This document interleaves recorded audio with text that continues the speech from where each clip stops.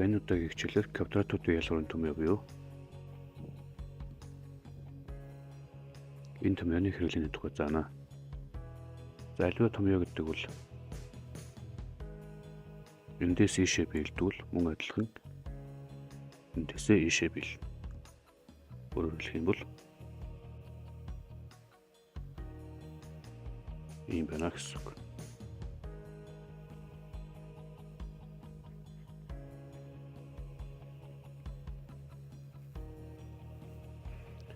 За энийг өрсөлдөхөн болон задлах буюу өржүүр болгоо гэж явах юм бол энэ томьёо ёсоор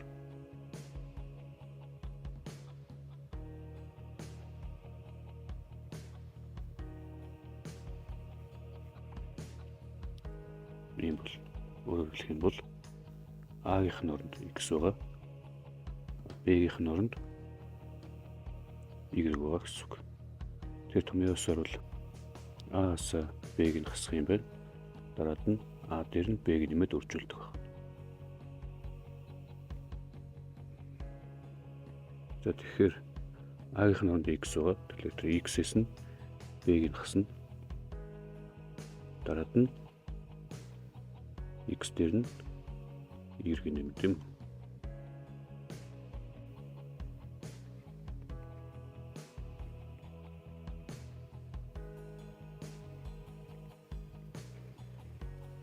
За энийг өржүүр хэлбэртэй бичье. Мөн л адилхан энэ томьёог ашиглана. За зарим сурагчид бол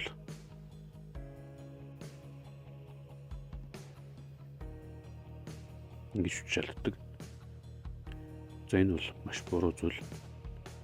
Энтэй яач тэнцэхгүй. За энэ илэрхийллийг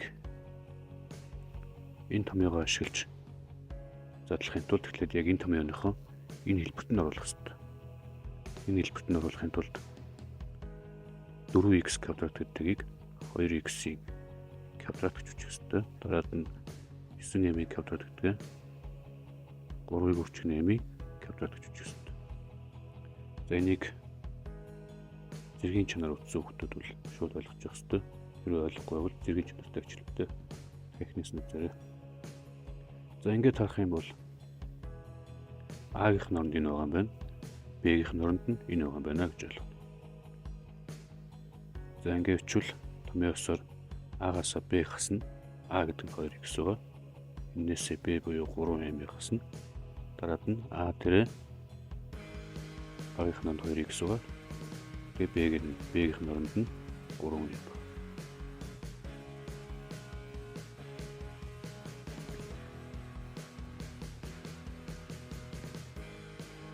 За энийг мөн л адилхан энэ томьёогоо ашиглаж өржүүр болгоё.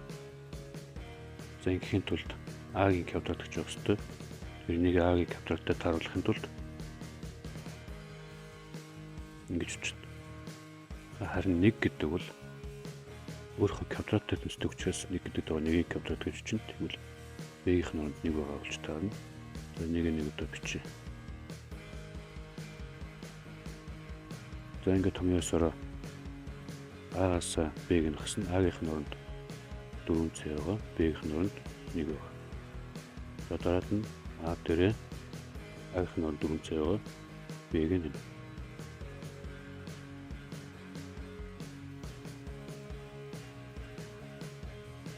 За буцаагаад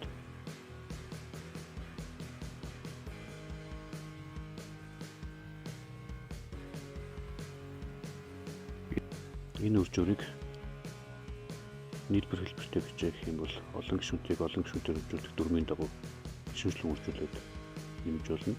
А гэхдээ энэ маань энэ томьёо буюу хосмог томьёодын өржүүр хэлбэртэй байна. Ойлгомжтой учраас шууд квадратуудын ялгуурын томьёог чиглэл илүү хурдан байдаг.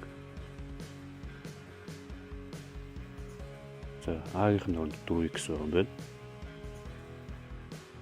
Харин B-гийн оронд нь 3 байгаа юм байна. Тэгэхээр томьёосоор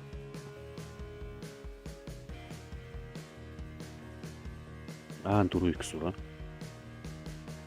энэний квадрат. Хасах нь b-ийн онд 3 байгаа 3-ийн квадрат. Ингээд чаашлаад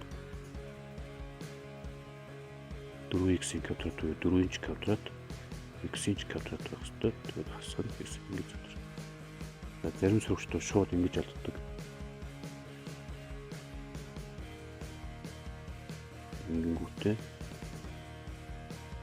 ингээд алчдаг. Энэ бол маш буруу.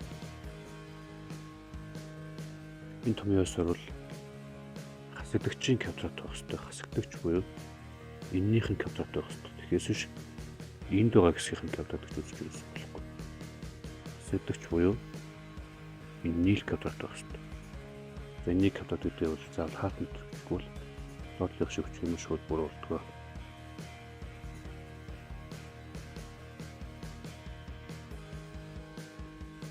За энэ илэрхийлийг өртгөн болон задлагчийг.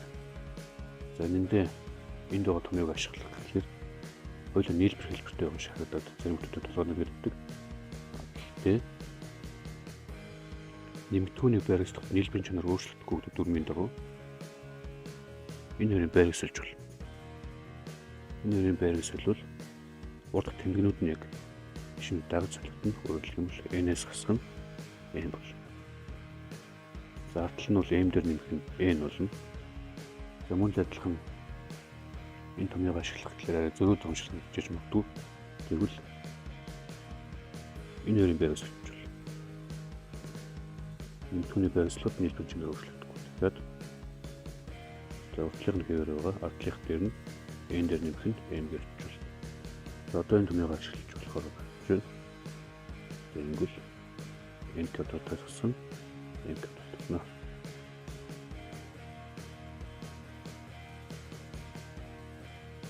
За энийг задлах гэхээр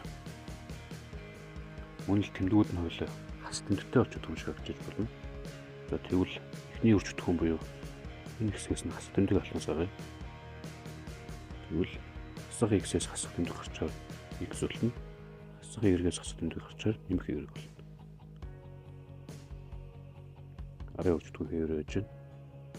За ингээд харах юм бол энэ хэсэг дээр нь дээр байгаа томьёог ашиглаж болохоор байна. За тэрийг ашиглавал за уртлын хас тэмдэг хэвээр байна. Ийм бол.